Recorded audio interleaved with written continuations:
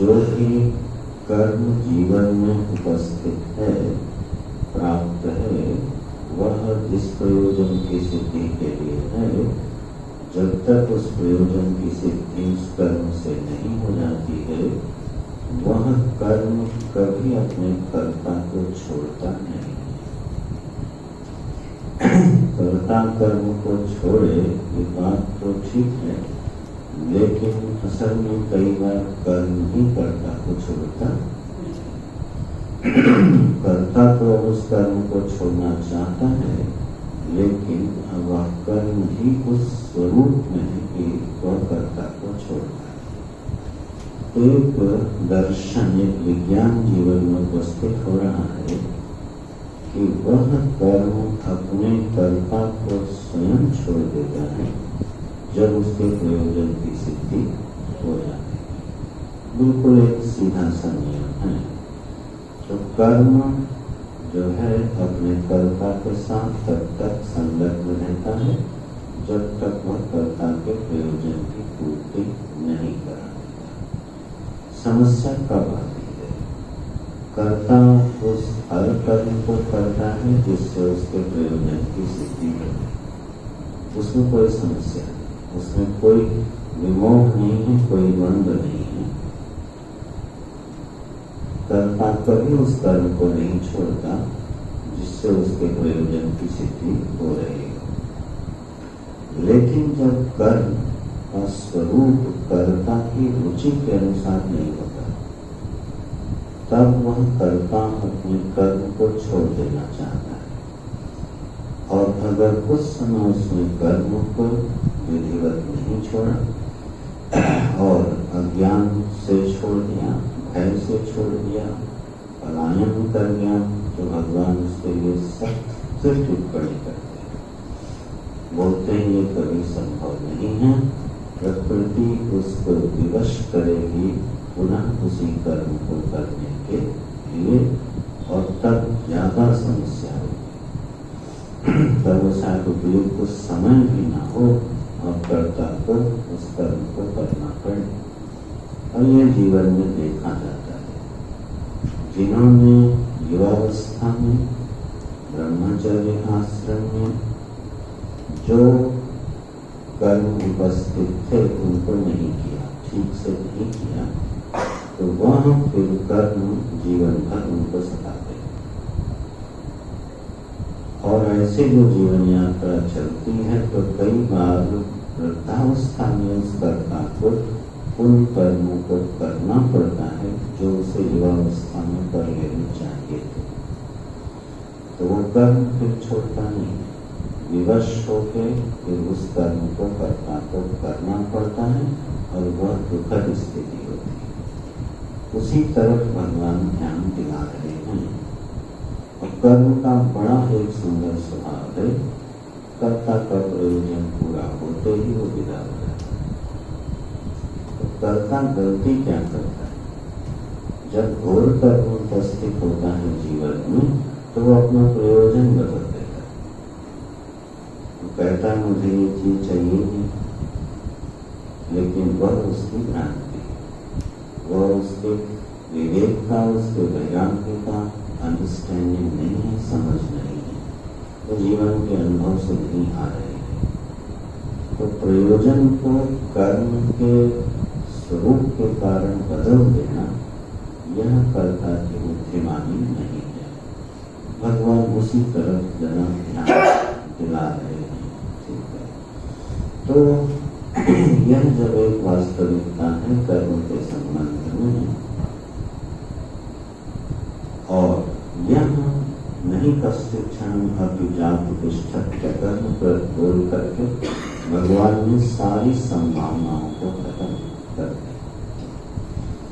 सुबह जो प्रातः काल हम लोग बात कर रहे थे, क्योंकि सारे कर्म अंतरंग में किसके द्वारा प्रेरित होते हैं? त्रिगुण के द्वारा। प्रकृति गुण, कर्मों का जो असली प्रेरक है वो तो त्रिगुण, बाकी तो सब गौण प्रेरक है। कामना का भी जन्म किससे होता है? रजोगुण से। कामनाओं का भी जीवन में जो प्रादुर्भाव होता है उपलब्धि होती है, जिसकी वजह से कर्ता उस कामना की पूर्ति के लिए चलता है, उसका भी कारण गुण ही है। तो रजोगुण ही उसका प्रेरक करता है। तो कर्ता को कर्म के लिए प्रेरित करने वाले हैं त्रिगुण, और यह त्रिगुण आमरण पर्यंत साथ में रहे। कोई भी जीव या देहधारी हो और वो ये कहे कि हम त्रिगुण के बिना रह लेंगे, ये संभव। इसलिए यह अनिवार्यता हो गई कि व्यक्ति अपने उन्हीं गुणों के अनुसार जीवन में कर्म करेगा। साधना के जितने भी सिद्धांत हैं तो इसी पृष्ठभूमि से जन्म लेते हैं। जो भी हमारी साधना है, जो भी हमारे क्रियात्मक या चिंतनात्मक जो भी हमारी साधना है, अगर वह हमारे गुणों में परिवर्तन नहीं कर पा रही है तो वह साधना बहुत दूर तक हमारा कल्याण करने में समर्थ नहीं। इसलिए जो मैकेनिकल अभ्यास है जीवन में, वो एक आदत तो बन सकते हैं हमारी, लेकिन हमारे स्वभाव में कोई परिवर्तन नहीं कर सकते। एक व्यक्ति क्रोधी जन्म लेता है और जीवन भर साधना करने के बाद क्रोधी ही मर जाता है। लोभी जन्म लेता है और प्रायः लोभी व्यक्ति के साथ ही विदा हो जाता है। तो यह जो अंतरंग परिवर्तन जीवन में नहीं हुआ, उसका एक आधार भगवान बता रहे। क्रिया ऐसी होनी चाहिए, साधना का स्वरूप ऐसा होना चाहिए कि वो हमारे अंतरंग गुणों की व्यवस्था में परिवर्तन कर दे। तो अगर कोई व्यक्ति रजोगुणी से धीरे धीरे सतोगुणी हो रहा है, तो इसका मतलब उसके जीवन की साधना पद्धति ठीक है। और कोई व्यक्ति सतोगुणी से रजोगुणी होता जा रहा है तो उसके जीवन की साधना पद्धति ठीक नहीं। मान लो कोई तंत्र मंत्र आदि साधनों को जीवन में ग्रहण करे, ठीक है, घोर घोर आदि क्रियाओं में अपने को संलग्न कर ले, तांत्रिक प्रक्रियाओं में अपने को जोड़ ले, तो वेदों में इसको भी तंत्र साधना कहा गया है। तो ये भी साधना की श्रेणी, लेकिन यह साधना की श्रेणी क्या कर रही है? सत्वगुण को नष्ट कर रही है और रजोगुण को, बाद में उस रजोगुण को भी खत्म करके क्या बढ़ा देगी? तमोगुण बढ़ा देगी। तो वह व्यक्ति फिर अत्यंत तामसिक स्वभाव वाला हो जाएगा। तो यह ध्यान देना चाहिए जीवन में कि हमने जो भी साधना का स्वरूप अपने जीवन में निश्चित किया है, वह हमारे गुणों में परिवर्तन कर पा रहा है कि नहीं कर पा रहा। अगर नहीं कर पा रहा है तो पुनः पुनः विचारणीय हो जाती है वह साधना। बहुत सारे डायमेंशंस गीता जी से प्रकट होते हैं। अभी भगवान जिस ओर इशारा कर रहे हैं, जो संकेत दे रहे हैं, वो यही कि कर्म शून्यता की जीवन में कोई अवस्था नहीं होती है। इसलिए अगर कोई ऐसा करने का प्रयास करता है तो उसके लिए तो बढ़िया टाइटल भगवान ने दिए, बड़े प्यार से बुलाया उसने।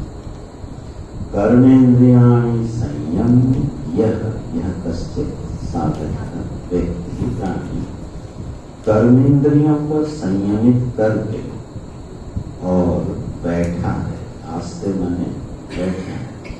मनसा स्मरण इंद्रियार्थान, इंद्रियार्थान मनसा स्मरण, इंद्रियों के विषयों का मन से स्मरण करता हुआ कर्म इंद्रियों को संयमित करके जो बैठा हुआ है, ठीक है, उसको भगवान क्या कह रहे हैं?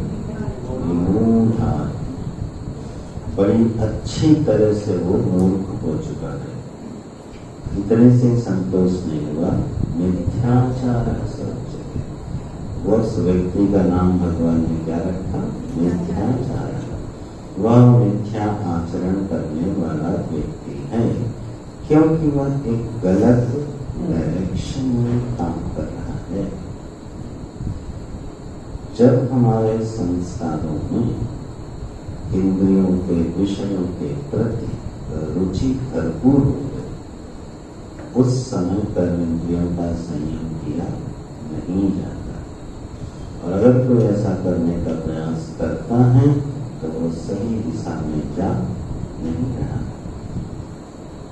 कोई पूर्व पक्ष यहाँ खड़ा हो सकता है, फिर दम की साधना क्या हो? आप लोगों ने पढ़ा था साधन के पुष्ट संपर्क में शाम दम उपरति समाधान छठ संपर्क। उसमें एक आया था दम। दम का अर्थ क्या किया गया था? इंद्रिय निग्रह। तो भगवान तो यहाँ मना कर रहे, बोले अगर कोई अपनी इंद्रियों कर्म इंद्रियों को बोल रहे, ज्ञान इंद्रियों को, कर्म इंद्रियों को कोई संयमित करके बैठता है, दम में जब इंद्रिय निग्रह कहा गया तो वहाँ किन इंद्रियों का निग्रह उठा रहे? ज्ञान इंद्रियों। ज्ञान देख लेना, ज्ञान इंद्रियों का निग्रह है वहाँ, और उसके आधार पर कर्म इंद्रियों का निग्रह हो जाता है। लेकिन अगर हम उल्टा करते हैं, क्या करें? मन में से तो बैठ के खूब विषय का चिंतन करें और काम कुछ न करें, तो जीवन में कर्म को छोड़ दे। कर्म इंद्रियाणि संयम में माने कर्म को छोड़ दिया, रोक दिया जीवन में, कर्म को चुपचाप बैठ गए और मन से क्या कर रहे हैं? भयानक रूप से कल्पना कर रहे हैं। अमुक विषय की प्राप्ति हो गई, अमुक विषय की प्राप्ति हो गई, और उसको वो इसको साइकियाट्रिस्ट लोग भी इसको बीमारी बोलते हैं।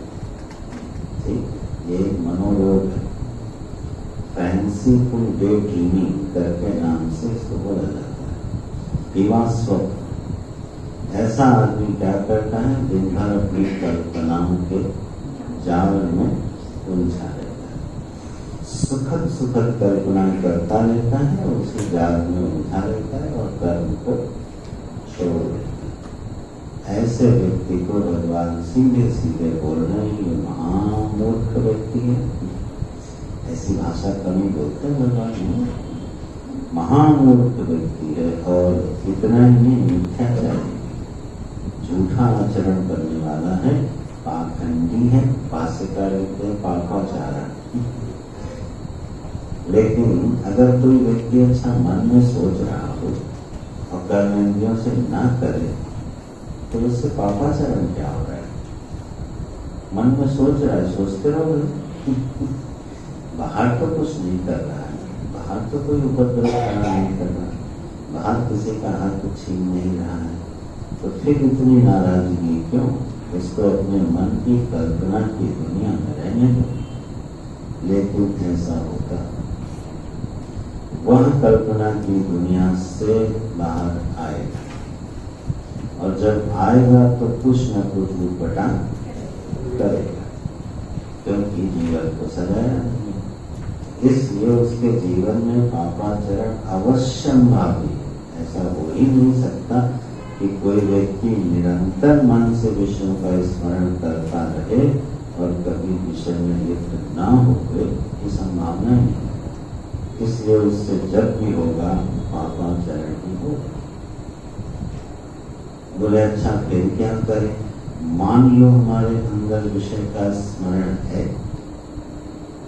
तो उस स्थिति में साधना क्या करेंगे? बोले उस स्थिति में तुम धर्मानुसार कर्म करो और उन विषयों को प्राप्त करो, फिर ये साधना बनेगी। ठीक है?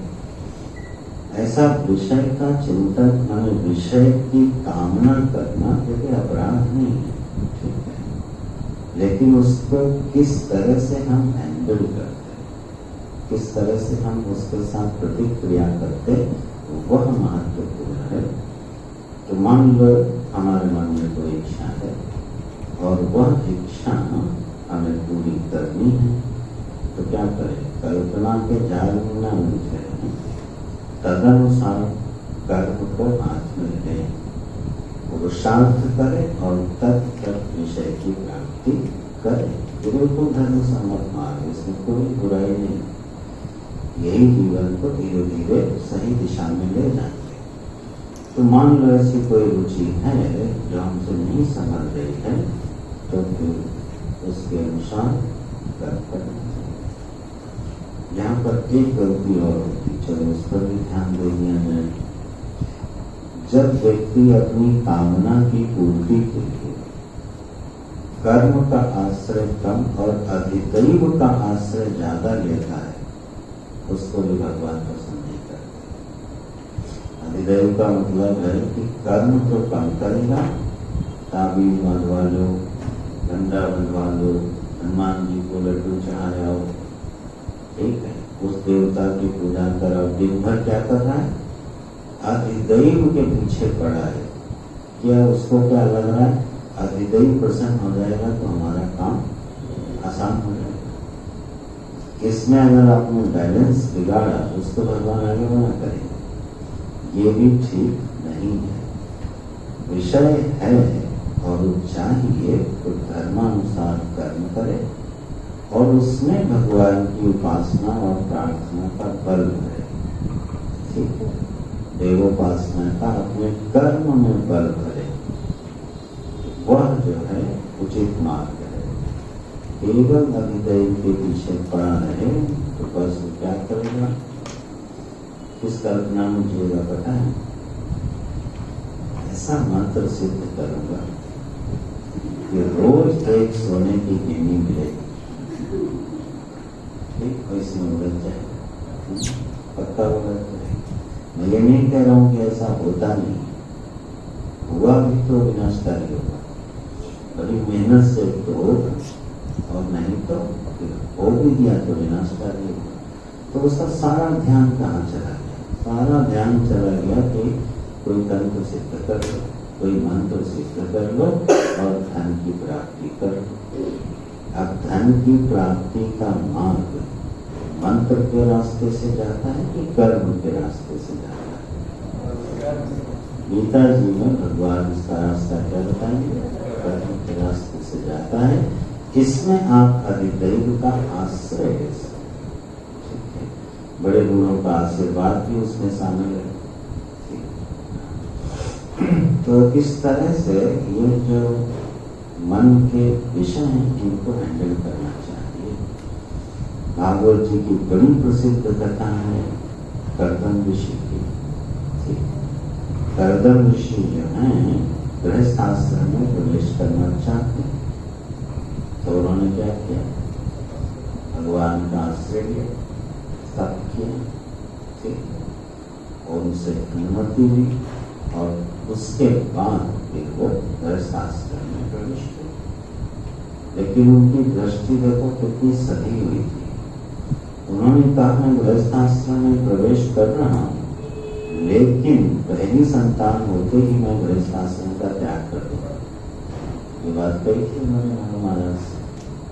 तो उनकी दृष्टि में मुख्य लक्ष्य ओझल नहीं है, मुख्य लक्ष्य सदा हुआ है।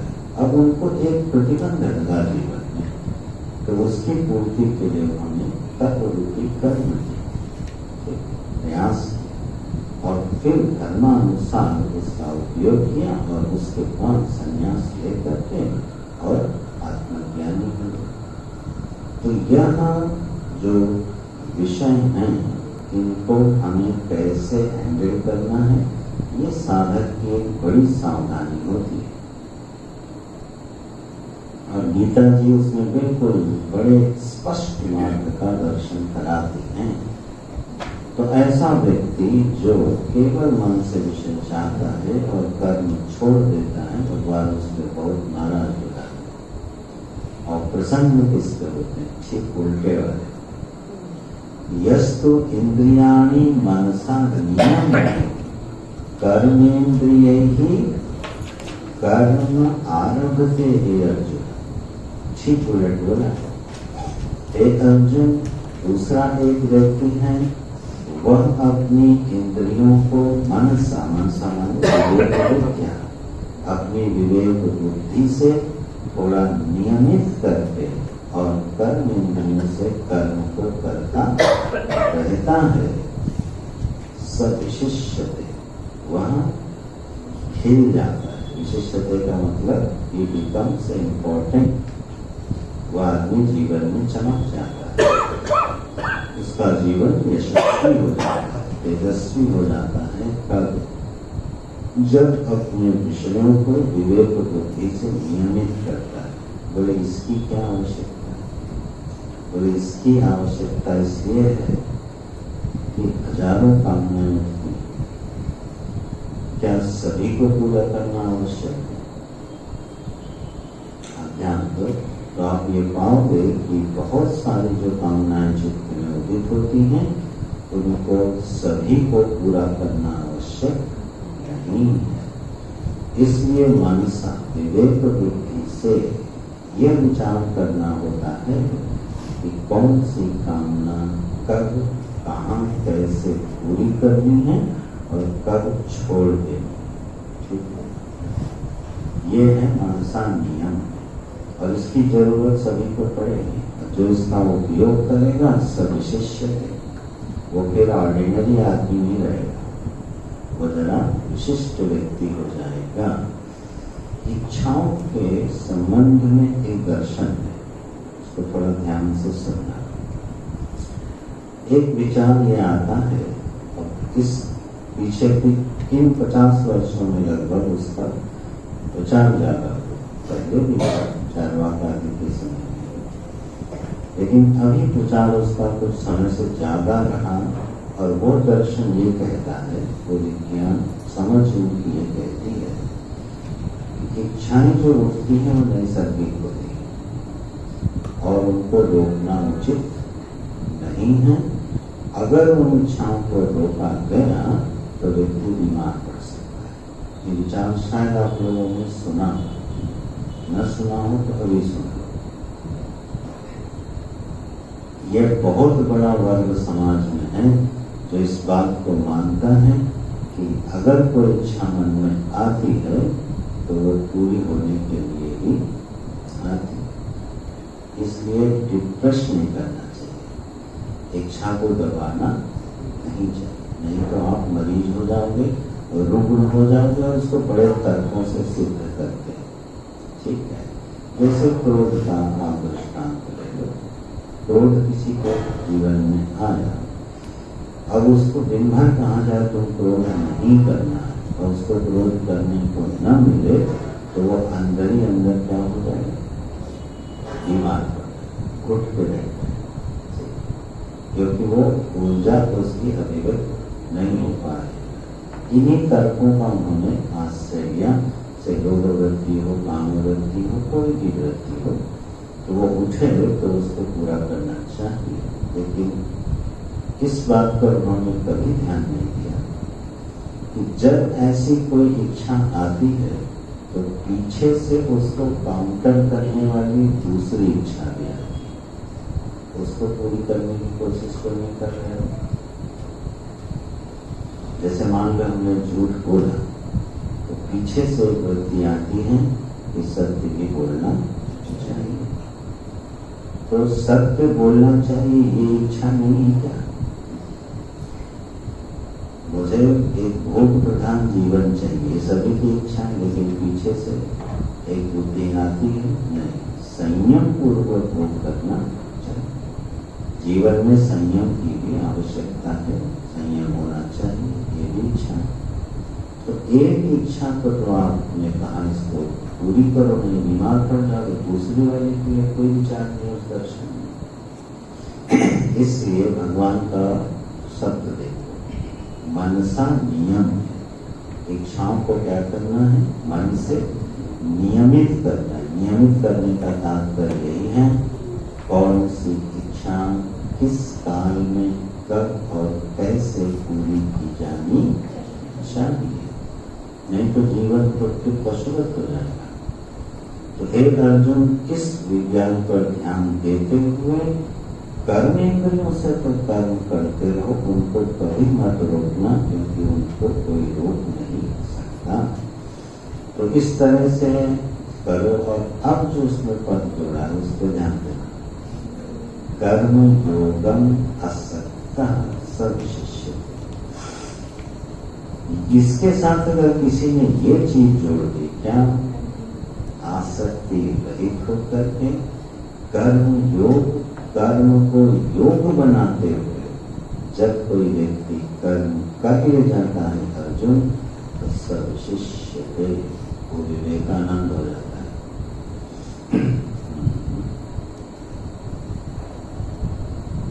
तो कर्म को योग बनाते हुए और आसक्तियों को जरा छोड़ते हुए असक्ता सन क्या करना चाहिए? नियत बुद्धि से चुने हुए विषय को एग्जीक्यूट करना चाहिए। तो दो चीजें सावधानी की हो गई। क्या हमको पूरा करना है, क्या एग्जीक्यूट करना है, पहले ये तय करो। और उसके बाद उसमें एक नई बुद्धि डालो जो हम लोगों ने पीछे पड़ी। कर्म को क्या बनाना है? योग। इस पर हम लोग विस्तार से बात कर चुके हैं, थोड़ी बहुत और करेंगे इस संदर्भ में। वह कर्म जो है हमारा योग बन जाए, परमात्मा से जोड़ने का साधन बन जाए। तो उसका वही उपाय है कि कर्म जो है सामान्य बुद्धि से कर्म भोग से जोड़ने का साधन बनता है, लेकिन ऐसी बुद्धि का प्रवेश हो जाए कि वह कर्म किससे जुड़ने का साधन बन जाए? ईश्वर से जुड़ने का। तो वही योग हो गया। ऐसा कर्म योग करते हुए सावधानी क्या रखनी? आसक्ति। थोड़ा जरा आसक्ति से पल्ला झाड़ना पड़ता है, उसको समझना पड़ता है। बहुत चिपके बिना और अपने काम को कर ले जाए तो काम बड़ा सुंदर हो जाता है। कर्म की दो विशेषताएं होती हैं जो व्यक्ति को थोड़ा बांध देती हैं। क्या? एक तो कर्म का फल और दूसरा ये कर्म पूरा करना है। ये दो प्रतिबंध जो हैं मनुष्य को बांधे रहते हैं। उससे हटने का उपाय अभी बताने वाले हैं श्लोक। तो जो असक्त नहीं होता, माने आसक्त जो होकर कर्म करता है, वो इन दो चीजों से बंधा रहता है। उसे कर्म पूरा करने का प्रतिबंध है और उसके पास हर कीमत पर उसके कर्म का फल पहुंचना चाहिए। अगर नहीं पहुंचता है तो वह निराश हो जाता है, वह दुखी हो जाता है, पीड़ित हो जाता है। कर्म योग क्या करता है? कर्म योग किन दो झंझटों से मुक्त कर देता है। ईश्वर का काम है, पूरा कराएंगे तो करा ले जाएंगे, ठीक। प्रमाद नहीं करता है, लेकिन बुद्धि क्या है? कर्म की पूर्णता का हेतु कौन बनेगा? ईश्वर। और कर्म से प्राप्त होने वाले फल को हम किसको अर्पित करेंगे? ईश्वर। उसके बाद वो प्रशांत रूप में हमको मिलेगा।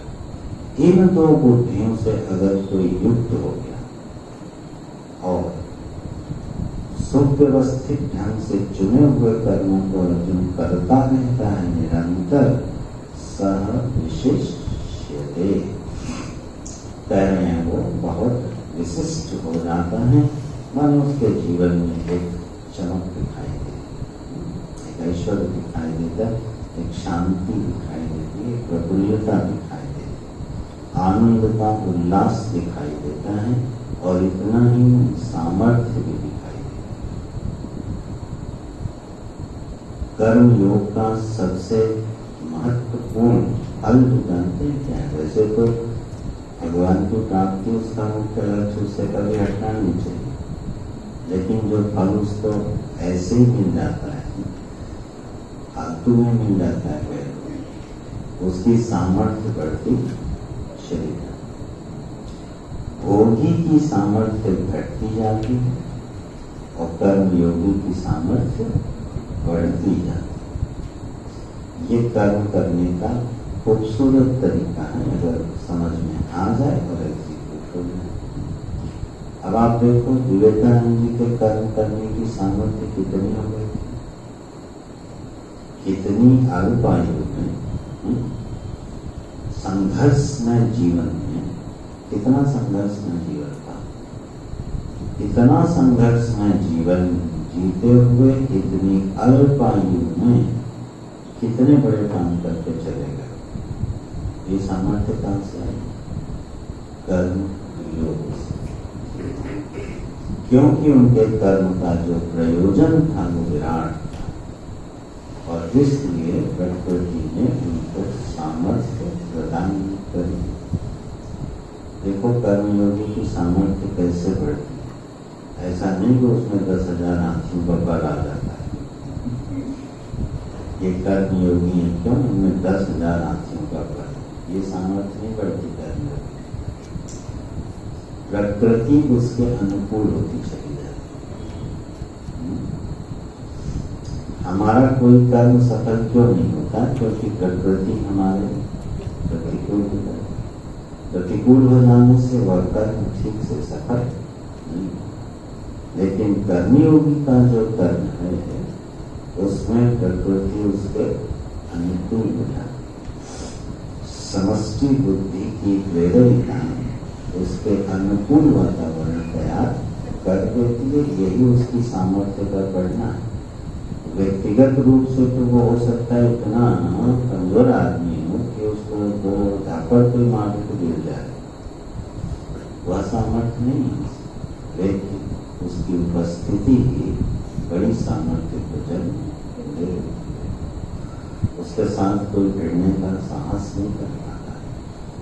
यह सा विशिष्यते की व्याख्या है। कर्म योगम असक्तः सन्न कर्मेन्द्रियैहि कर्म आरभते हे अर्जुन। कर्म छोड़ता नहीं है, अनारंभात नहीं है वो। और फिर वह विशिष्यते, क्योंकि ऐसा है इसलिए तुम क्या करो, नियतम कुरु कर्म कर्म ज्यायो ही अकर्मणः। इसलिए बिल्कुल प्रवाह में चलती है भगवान की वाणी। इसलिए है अर्जुन, क्योंकि जब ऐसा है कर्मयोगी विशिष्ट थे, तो क्या तुम विशिष्ट नहीं होना चाहते? लोग सभी होना चाहते हैं। इसलिए क्या करो, नियतम कुरु कर्म, जो तुम्हारे नियत कर्म है उनको करो। अब ये नियत कर्म क्या है?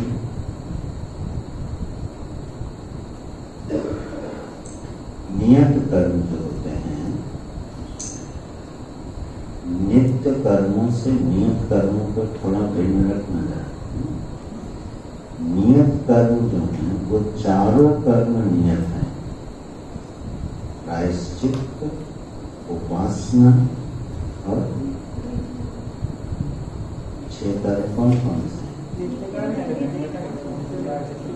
नित्य, नैतिक, प्रायश्चित और उपासना, और काम में और विषय। 2 कर्म हैं जो नहीं करने हैं और 4 कर्म हैं जो करने हैं। जो 4 कर्म जीवन में मनुष्य को करने हैं उन्हीं को कहा जाता है नियत कर्म। नियत माने we are bound to do it। नित्य कर्म करना, नैमित्तिक कर्म करना, प्रायश्चित कर्म करना और उपासना कर्म करना, यह मनुष्य के जीवन के क्या है? नियत कर्म। नियत माने ये करने ही होते हैं। यह हर मनुष्य को अपने जीवन में जाने चाहे न जाने इन 4 कर्मों को उसे करना होगा। इन चारों कर्मों में जहाँ पर जिसका जो अधिकार है, अपने अधिकार के अनुसार उन कर्मों को करता चले। तो ये हो गया नित्य नैमित्तिक प्रायश्चित। इस पर लोग वेदांत साहब ने व्याख्या की साइंटिफिक विशेष रूप से थोड़ा संक्षेप में याद कर लो। तो यही जो 4 कर्म हैं, जैसे नित्य कर्म है आप जानते हैं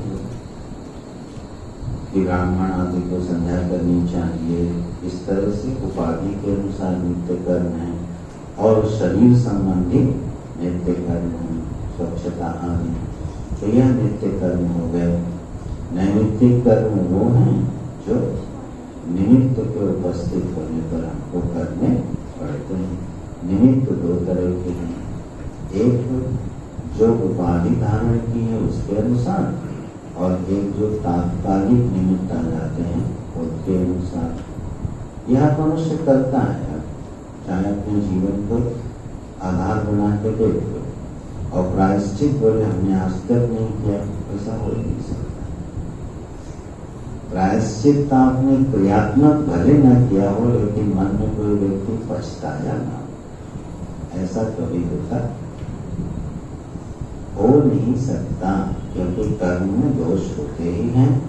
जब उन दोषों का फल प्रकट होता है तो वो व्यक्ति पछताता है। तो प्रायश्चित तो है, उसके अनुसार अगर अपने को संभाल ले जाता है तो बहुत अच्छी बात है। मान लो कोई व्यक्ति असंयमी है, अब जब वो बीमार पड़ा तो बीमार पड़ने के बाद बोले भले न किसी से, पर उसका मन में रहता है यार हमने ठीक से आचार विचार अपना ठीक नहीं रखा, देखो आज क्या होना पड़ा। कोई व्यसनी हो तो जब व्यसन भी अपना फल देना प्रकट करता है तो वो व्यक्ति क्या कहता है, देखो हमने उस समय बात मानी। प्रायश्चित जो है जीवन में आता जरूर है, जो लोग उसका उपयोग कर लेते हैं वो आगे बढ़ जाते हैं। यह है प्रायश्चित कर्म, जो कि अवश्य रूप से जीवन में उपस्थित होता है। और फिर है उपासना। उपासना अच्छा व्यक्ति का नियत कर्म है। अगर नियत है तो मनुष्य मात्र को करना है, तो क्या सारे प्राणी उपासना करते हैं? क्या पूरी धरती के व्यक्ति उपासना करेंगे? भगवान का तो ये कहना है कि नियत कर्म करने से कोई छूट नहीं सकता, करेगा नहीं करेगा। तो मान लो कोई भगवान को मानता ही ना हो तो उपासना क्या करेगा? देवताओं को मानता ही ना हो तो उपासना क्या करेगा? उपासना करने के लिए देवता को मानो, भगवान के अस्तित्व को मानो, तभी तो उपासना करोगे। तो मान लो कोई मानता ही ना हो तो उपासना कैसे करेगा? प्रकृति की उपासना। हाँ, प्रकृति की उपासना, प्रकृति के लिए कुछ किया जाए, जीवों के लिए। गुड, बिल्कुल यही दिशा में जाएगा। क्या व्यक्ति देवता को न माने, भगवान को न माने, नगर सेठ को मानेगा, राजा को मानेगा, ठीक है, और उसके प्रति श्रद्धा रखेगा, उसके आगे पीछे घूमेगा, फल फूल लेकर उसके घर पहुंचेगा, ये उपासना नहीं।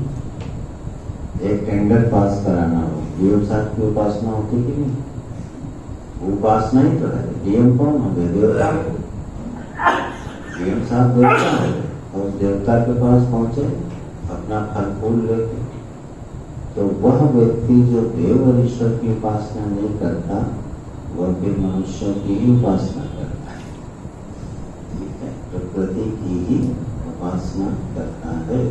उपासना किए बिना काम चलता नहीं, इसलिए उपासना भी जीवन में अनिवार्य है, प्रायश्चित भी अनिवार्य है, नित्य कर्म भी अनिवार्य है, और नैमित्तिक कर्म भी अनिवार्य है। और कोई कहे कि मैं ये सब नहीं करूँगा, नियतम कुरु कर्म तुम, ये आदेश है, क्यों कर्म ज्यायोगी अकर्मण्य, क्योंकि कर्म जो है अकर्मण्यता से बहुत श्रेष्ठ है। अकर्मण्यता माने आलस्य। कर्म करना आलसी होने की अपेक्षा बहुत श्रेष्ठ है। कर्म ज्यायोगी अकर्मणः, आलसी होकर पड़े रहना ठीक नहीं है। बोले दोष क्या है अच्छा आलसी होकर पड़े रहने? मान लो हमारा जीवन आलसी होकर पड़े रहे और आराम से बीत जाए, उसमें दोष क्या? समस्या क्या? एक व्यक्ति आलसी है और बस उसका खाना पीना चलता रहता है और पड़ा है और पूरा जीवन अपना आलस में बिता देते, तो उसमें हमको आपको परेशानी क्या है? हमको तो छोड़ो, भगवान को क्या परेशानी? वो अपने कल्याण के लिए भगवान देखो क्या कह रहे हैं, ऐसा जो व्यक्ति होगा शरीर यात्रा विचतने चते ना प्रसिद्ध, उसकी जीवन यात्रा भी ठीक से चलेगी, प्रसिद्ध है बहुत अच्छी तरह नहीं चलेगी। भगवान भी मान चल तो जाएगी। क्यों चल जाएगी? क्योंकि शरीर तब तक जीवित रहेगा जब तक उसका प्रारब्ध शेष मरेगा तो नहीं, जीवित तो रहेगा, क्योंकि प्रारब्ध लेके जो आया है तो सिद्ध तो हो जाएगी उसकी यात्रा, लेकिन प्रसिद्ध नहीं होगी। बहुत अच्छी तरह से उसकी जीवन यात्रा नहीं चलेगी, मन एक तरह से दुर्दशा युक्त जीवन होवेगा। इसका अकर्मण्य आलसी व्यक्ति का जो अपने नियत कर्मों को भी ठीक से करता नहीं। हमने ऐसे भगवान ऐसे लोगों का दर्शन किया है जो 6 महीने मंजन नहीं करते, नित्य कर्म को छोड़े बैठे मंजन नहीं करते हैं, ठीक है, बड़े आनंद में रहते हैं, ठीक है। अपने को जानते हो क्या समझते हैं? अवधूत परमहंस। लेकिन जीवन जो है इतनी दुर्दशा में जाता है, वो चाहे तो आलसी होकर देख लो, एक तो समाज में आप तिरस्कृत हो जाओगे, समाज आपका आदर, परिवार भी आपका आदर नहीं करेगा अगर आप आलसी होकर पड़े रहे। कोई पसंद नहीं करेगा, पूरी प्रकृति, परिवार, समाज किसी आलसी को पसंद नहीं करता। चाहे वो फिर राजा का ही पुत्र क्यों न हो, तब भी वह आदरणीय नहीं हो सकता है। तो आदर रहित जीवन जीना ये कोई जीवन है? सम्मान रहित जीवन जीना कोई जीवन है? और रही बात शरीर यात्रा लिखी है भगवान, शरीर क्या है? यात्रा। यह जो शरीर हमको प्राप्त हुआ है यह एक प्रकार का वाहन है। इस वाहन से क्या हो रही है? यात्रा हो रही है। अब ये बताओ, यात्रा जब होती है तो उसका कोई लक्ष्य होता है कि नहीं? कोई भी यात्रा बिना लक्ष्य के होती है क्या? एक यात्रा है बिना लक्ष्य के होती है, उसका नाम है टहलना। इसीलिए आदमी जल्दी टहलता नहीं जब तक डॉक्टर कहेगा। क्यों? अब 1 घंटा चले जा रहे, कहाँ जा रहे? कहीं नहीं, कोई लक्ष्य नहीं, मंजिल है ही नहीं कोई, ठीक है। तो मंजिल ही नहीं है तो बड़ा बोरिंग हो जाता है। लेकिन यह शरीर को जब शरीर यात्रा है तो कोई ना कोई लक्ष्य होना चाहिए। वह लक्ष्य उसके जीवन में कभी सिद्ध होने वाला नहीं। इस लक्ष्य तक वह आलसी व्यक्ति कभी पहुंचेगा नहीं। तो अकर्मण्यता की यहाँ विशेष रूप से भगवान ने निंदा करी है। ये मत सोचना कि अच्छा चलो हम लोग तो आलसी नहीं है, सर्वांश में ना हो, किसी न किसी अंश में हर व्यक्ति आलसी होता है। और जितनी देर वो आलस्य का जीवन जिएगा उतनी देर अपनी शरीर यात्रा को बिगाड़ लेगा, ठीक है ना? सभी बिगाड़ते हैं, वो भी बिगाड़ ही रहे हैं। चलो इसका क्या विस्तार करना। ये है आलस्य का जो जीवन है, वह आलस्य के जीवन की गीता जी में कहीं प्रशंसा, उसको परमहंसी का नाम देने की कभी कोशिश नहीं करना, अवधूति का नाम देने की कोशिश नहीं करना।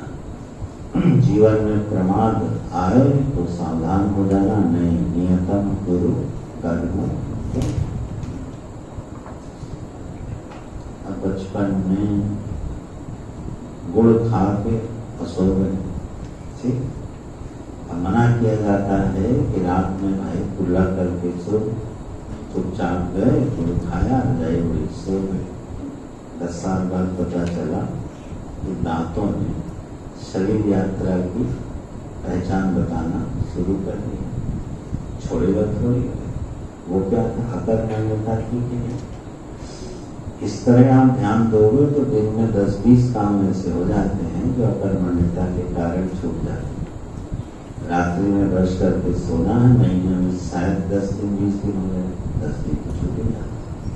प्रातः काल उठकर आसन प्राणायाम करना, काया प्राय 15 दिन छूट जाता है। उसका कारण है अकर्मण्य। वह एक प्रमाद है जो जीवन में हावी हो जाता है, भारी पड़ जाता है।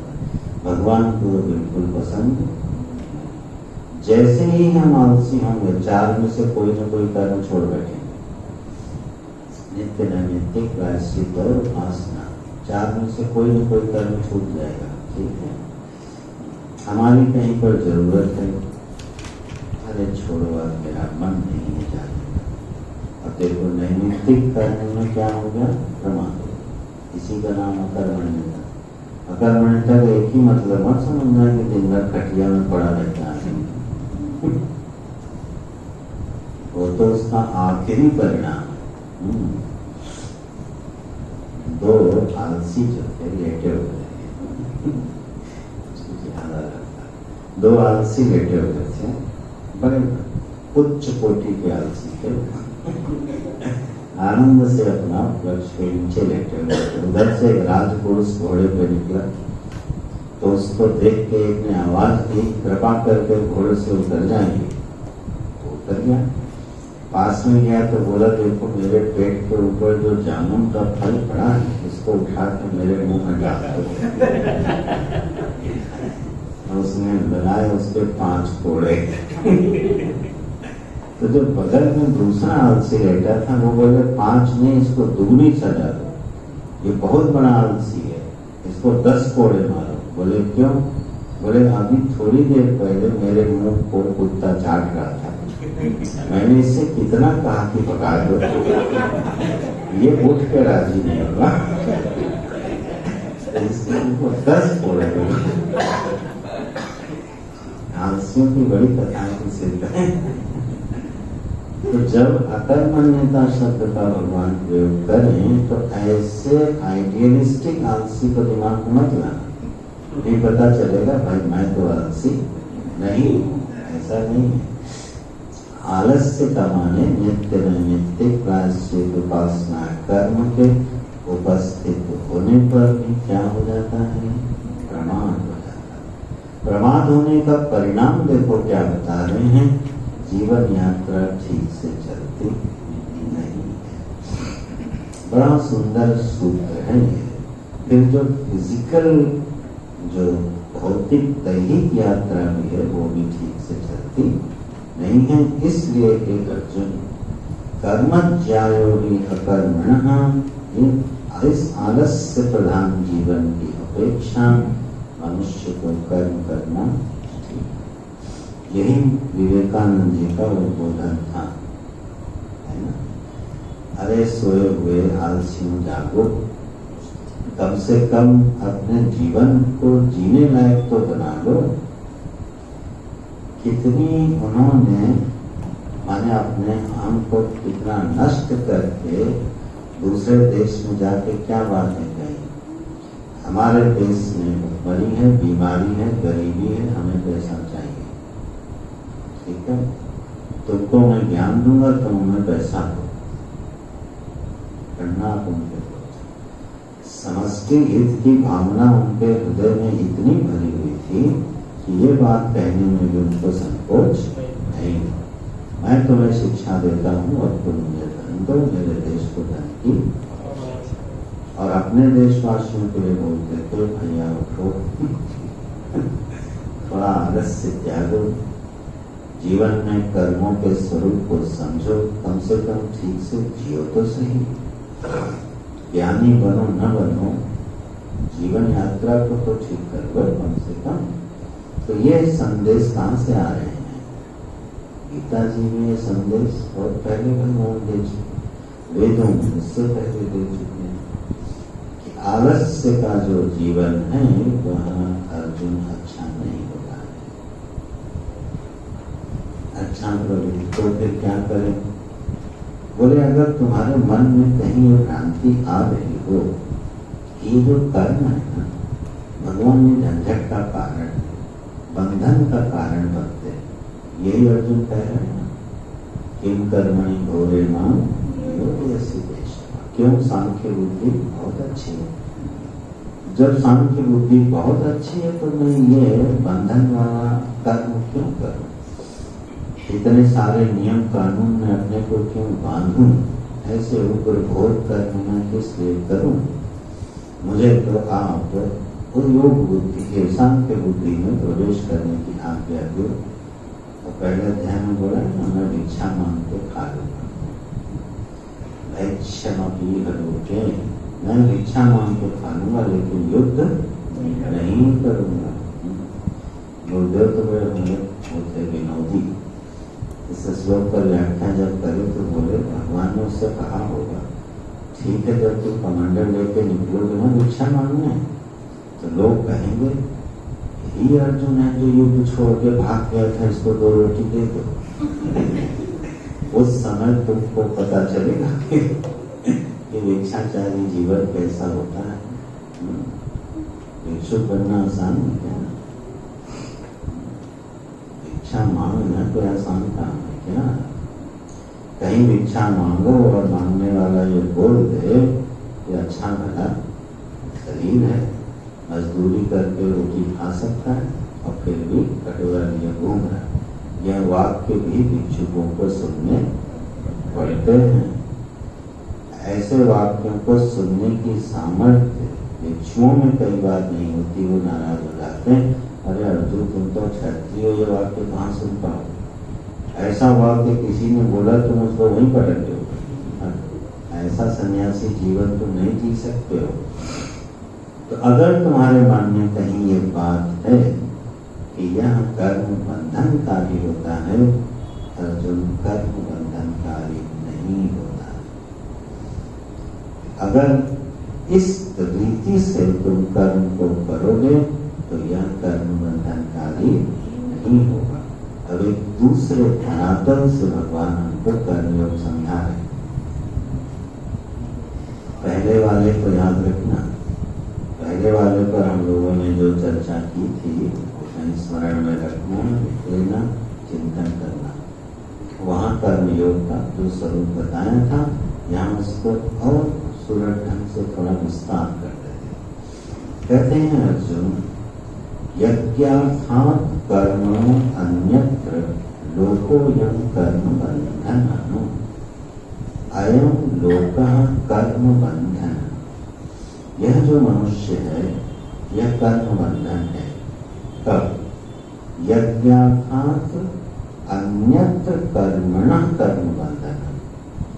जो कर्म यज्ञ की भावना से हट के किया जाए वह कर्म अर्जुन क्या है? बंधन है। फिर से श्लोक देखो, जब चिंतन करोगे तो श्लोक से ही करना पड़ेगा। यज्ञार्थात् अन्यत्र कर्मणः, यज्ञ की भावना से, यज्ञ के प्रयोजन से किया जाने वाला कर्म बंधन का कारण नहीं है। अन्यत्र उससे जो भिन्न कर्म है, जो यज्ञ की भावना से नहीं किया जाता है, तो अयं लोकः कर्म बंधन। फिर वह कर्म क्या है? बंधन का कारण है। यहाँ पर कर्म बंधन अभी व्याकरण वाला कोई है नहीं। कर्म बंधन जो है वो लोकः के साथ ही, यहाँ लोक माने व्यक्ति, मनुष्य। मनुष्य का नाम ही भगवान ने क्या रख दिया? कर्म बंधन। कितना बढ़िया नाम है। अभी तक किसी ने अपने बालक का रखा नहीं। अयं लोकः कर्म बंधन।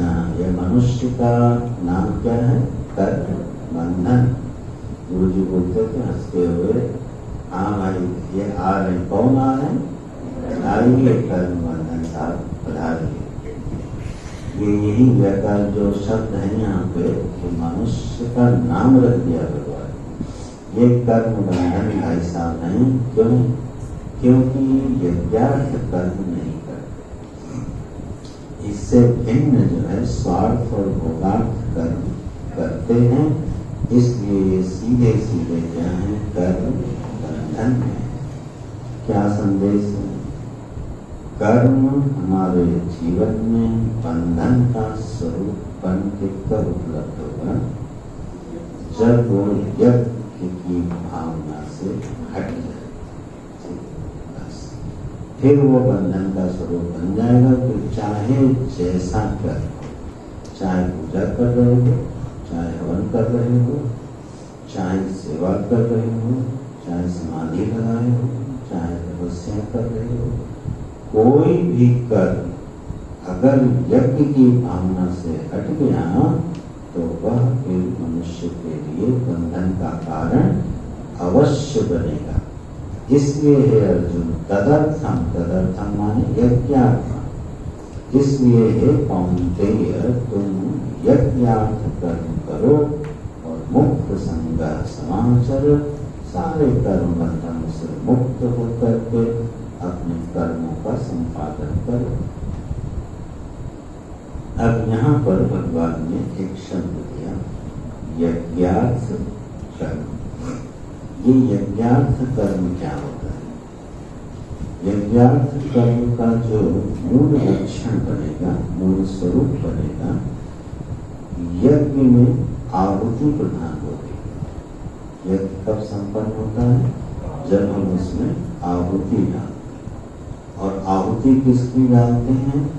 बिल्कुल दिव्य और पवित्र सामग्रियों की आहुति डालते हैं। उस आहुति रूपी कर्म को हम लोग यज्ञ कर्म की संज्ञा देते हैं। तो भगवान क्या संदेश प्रकारांतर से दे रहे हैं? वह जीवन जो आहुति प्रधान है वो यज्ञार्थ हो गया, और जो जीवन आहुति प्रधान नहीं है वह बंधन का कारण हो गया। वह स्वार्थ परायण प्रेरणा से प्रेरित होकर के कर्म हो गया। कि ये जो आहुति वाला जीवन है, सरल भाषा में बोले लाइफ ऑफ कॉन्ट्रीब्यूशन, योगदान का जीवन, ठीक है। योगदान का जो जीवन है वो यज्ञ का जीवन है, यज्ञार्थ की भावना से भरा हुआ जीवन है। यज्ञ में 3 चीजों की अनिवार्य आवश्यकता होती है। एक तो उसमें त्याग होता है, एक ग्रहण होता है और एक नियम होता है। त्याग, ग्रहण और नियम, इन 3 से यज्ञ कर्म संपादित होता है। त्याग किसका होता है? आहुतियों का, ठीक है। ग्रहण किसका होता है? यज्ञ से प्राप्त होने वाले फल। और कोई भी यज्ञ बिना नियम के यज्ञ कहलाता नहीं। जब तक उसमें नियम ना हो उसको यज्ञ की संज्ञा प्राप्त नहीं होती। मान लो बाहर सर्दी के दिन है और बाहर किसी ने टायर जला दिया, टायर जल रहा है, हमने घर का कचरा उठाया, बोले स्वाहा यज्ञ हो गया, उसका हमको यज्ञ की संज्ञा दोगे? क्योंकि उसमें त्याग प्रिय वस्तु का नहीं, फल उसका कुछ मिलने वाला नहीं, और नियम उसका कोई है। त्याग, ग्रहण और नियम के अभाव में जो कर्म होता है वह यज्ञ नहीं कहलाता है। तो यज्ञ का अर्थ हुआ वह जीवन जो आहुति प्रदान है।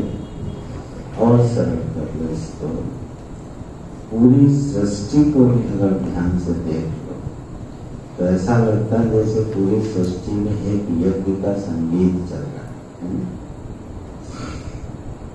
फल जो वृक्ष है देखो बड़ा होता है फल से संपन्न होता है और समस्त प्राणियों के लिए अपने फलों की आहुति कर देता है। नदियां जल लेके बह रही हैं और वह निरंतर जीवन का दान कर रही है।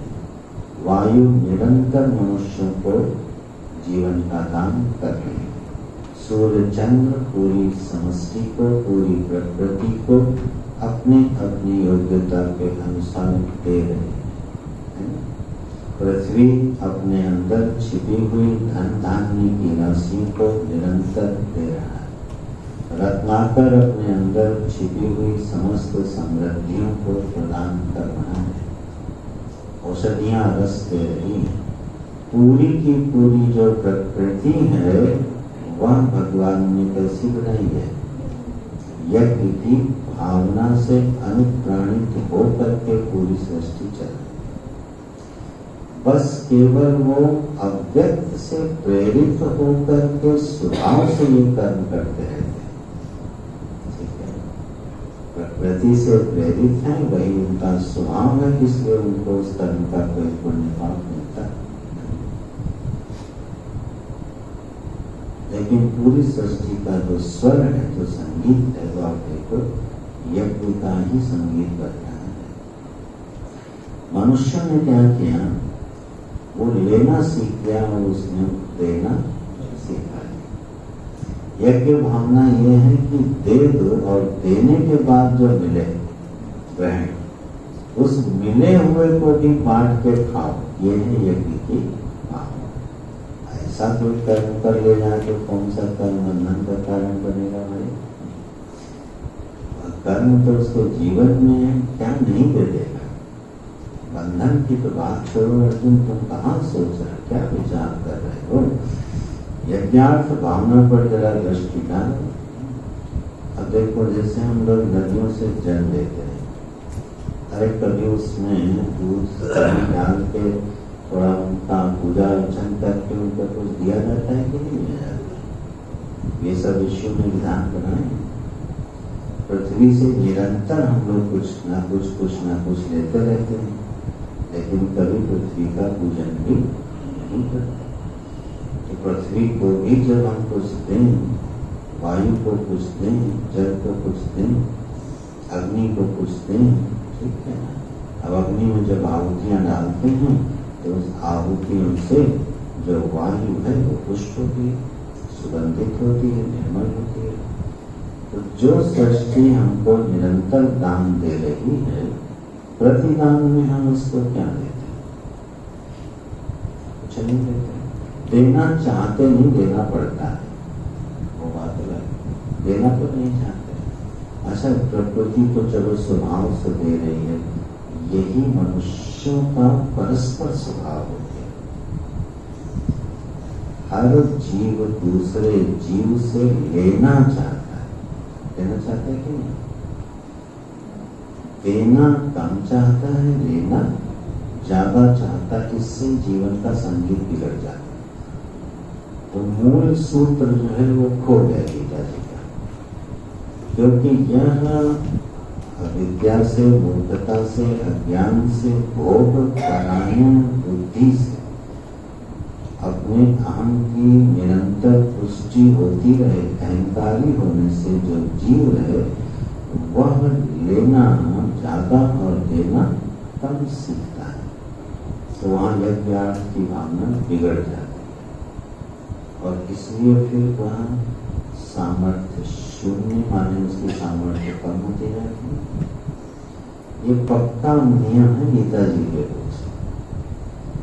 जो जितना देगा पूरी प्रकृति को, मनुष्य को, समाज को, राष्ट्र को, उसको उतना ही सम्मान पूर्वक मिलता है। ये और जो वो उसको फिर सम्मान पूर्वक मिलता है। ये बिल्कुल एक सदा सदाया जीवन का नियम है जिस पर भगवान दृष्टि दिला रहे हैं। तो यज्ञार्थ भावना का सीधा सा मतलब हो गया कि हम नियम पूर्वक, विधि पूर्वक जिस कर्म में हमारा अधिकार है उस कर्म को जीवन में स्वीकार करते हुए यह विचार करें कि हमारे इस कर्म से यज्ञ भावना पुष्ट हो रही है कि नहीं हो रही। अच्छा, यह हम लोग विवश होते कब देते हैं? विवश होते हम लोग देते हैं जहाँ हमारी ममता होती है। देते हैं कि नहीं देते?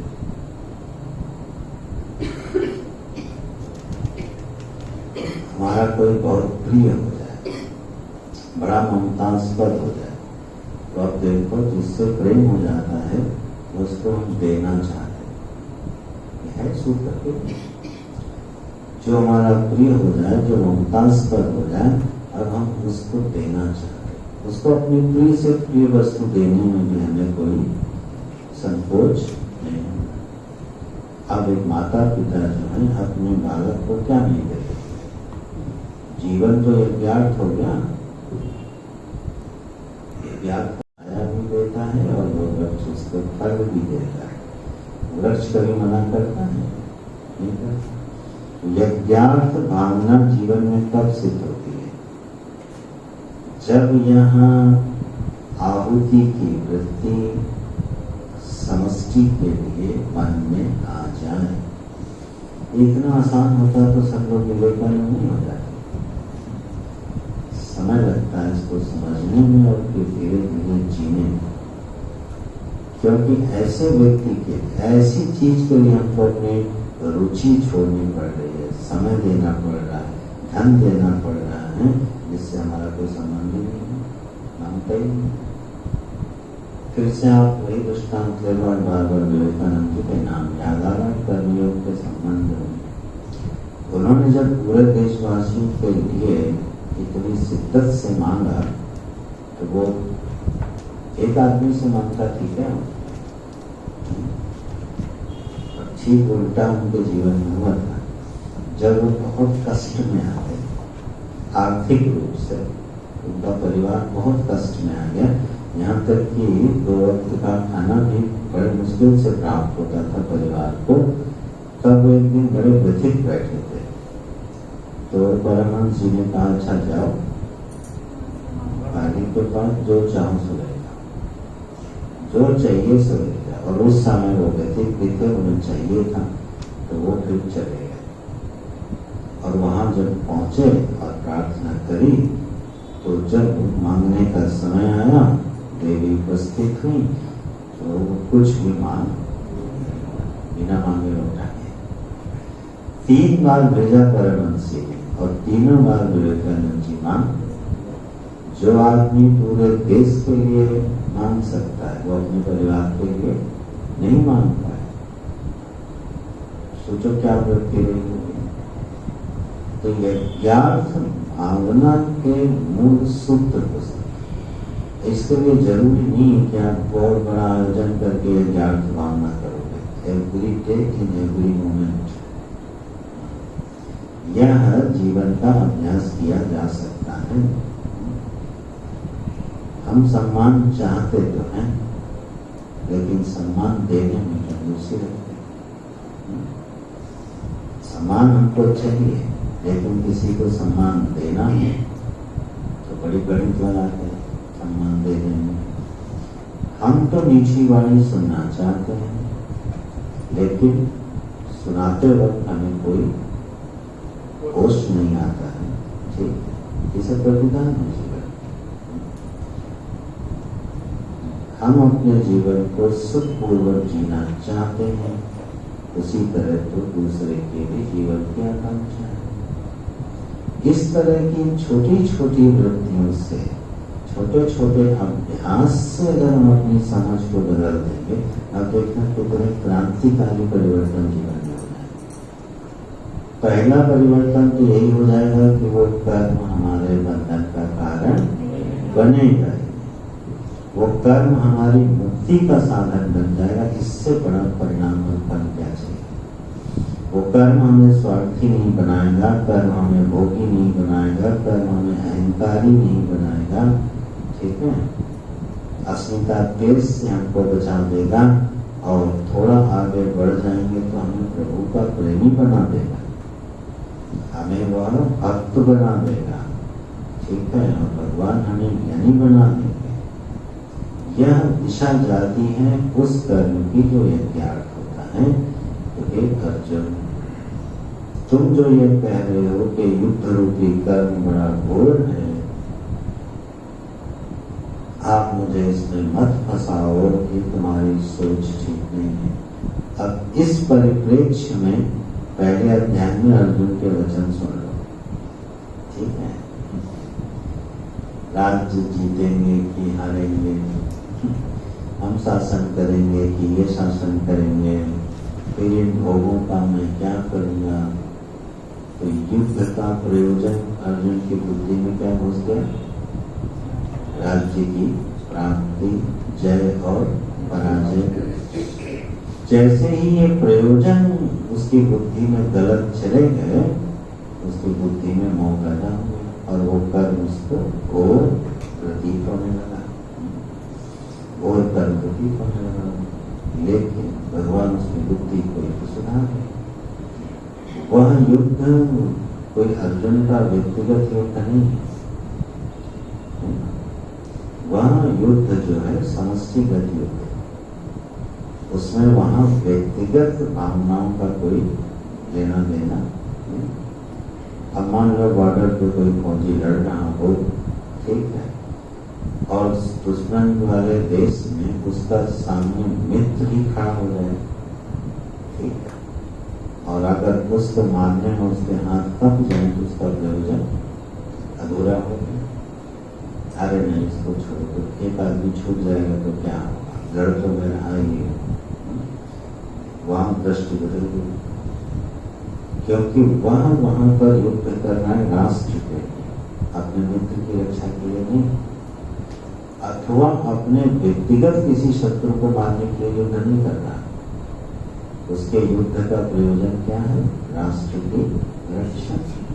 उस प्रयोजन से हटते ही वह बस अपने कर्म से चूक जाए। तो अर्जुन की दृष्टि कहीं न कहीं उस प्रयोजन से हट गई।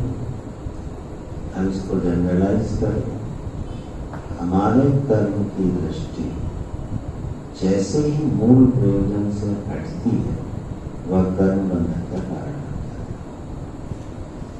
जैसे ही हमारी दृष्टि हटती है, मूल प्रयोजन को छोड़ देती है, ठीक है, ये मेरे लोग हैं, मैं इनको सुखी रखना चाहता, दृष्टि हटेगी।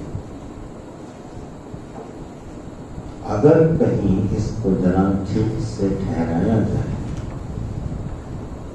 बोले इतनी झंझट करनी जरूरी है क्या? भाई देखो, झंझट नहीं करो तो ना विशिष्य हो। जो जीवन का असली माल है वो मिलने वाला नहीं, और अगर कहीं उलट गए तो शरीर यात्रा भी ना प्रसिद्ध है, जीवन भी बड़ा रो रो के बिताना पड़ेगा। इसलिए यह समझना अनिवार्य है, और इतना कठिन नहीं है।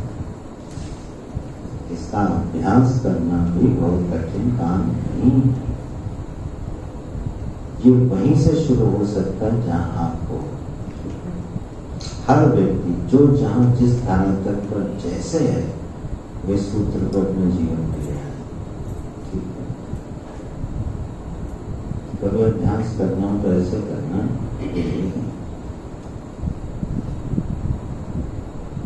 हर दिन या हर हफ्ते उस आदमी की मदद करना जिससे आपका कोई संबंध नहीं, महीने में 4 बार ऐसा कर लेना। ऐसे आदमी के काम आ जाना जिससे आपका कोई संबंध, और आप उससे कुछ रिटर्न में चाहते भी ना, तो उससे कुछ रिटर्न, धन्यवाद तक की इच्छा भी मन में मतलब। और कोई एक आदमी ढूंढ लो या कोई ऐसी व्यवस्था ढूंढ लो जो समष्टि हित में हो, और अपना योगदान वहां करके चुपचाप चले आओ जैसे आपने कुछ किया ही नहीं, कुछ नहीं किया, आपसे कोई कर्म हुआ ही नहीं, भूल जाओ उसे। और महीने में 4 बार ऐसा करो और 6 महीने करके देख लो, जीवन गीता के अनुसार न चलने लगे। मैं दावे से कह सकता हूं, क्योंकि सूत्र पकड़ने आ जाएगा। वह छोटा सा कर्म इतना सुख दे देगा, इतना बुद्धि में उदारता दे देगा, ठीक है ना, और इतने बड़े प्रयोजन से जोड़ देगा कि हमको उसी को करने में मजा आने और बात शुरू हो जाए। इस तरह से दूसरे अध्याय में जो हम लोगों ने विचार किया था वो कर्मयोग का खूबसूरत सिद्धांत वहां भगवान ने दिया था, कर्मण्येवाधिकारस्ते। और यहाँ पर एक और डायमेंशन दिया, यज्ञार्थ कर्म करने के लिए। वह कर्म अर्जुन बंधन का कारण नहीं बनता है, इस पर